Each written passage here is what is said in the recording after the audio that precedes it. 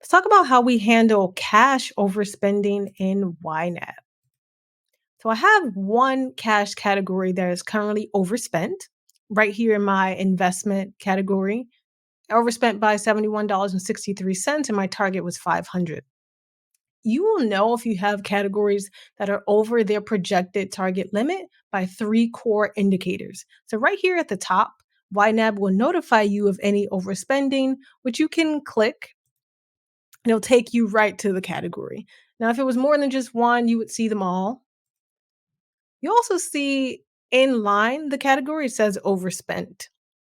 Now, if it's cash overspending, the available column will turn red because it's considered urgent. So if you overspent with cash, that cash has actually left your bank account and you can't trust your budget. So that $71.63 is coming from somewhere else in the budget. So we have to fix it right away. Now, let's say you neglected your overspending and the month rolls over. You'll notice a few things have changed. So, our investment categories has reset and it's back to zero since it's a new month. But you'll see our ready to assign is now in the negative by the amount that we overspent in the previous month, $71.63. Since you didn't cover your overspending in the previous month, when new money arrives, YNAB will remove this amount, in this case, $71.63, from your ready to assign number. So you might not have as much money to assign in the next month, but you'll know you can trust your budget again.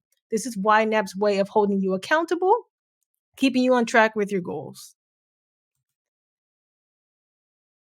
So, in order to fix this overspending, we just simply move money from another category. And this emergency fund category seems like an okay place to move from. So, let's go ahead and do that. We click the 7163, it's telling us to cover this overspending, and we're going to choose emergency fund.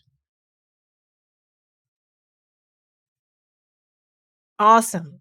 So now we can cover our cash spending and we can trust our budget again.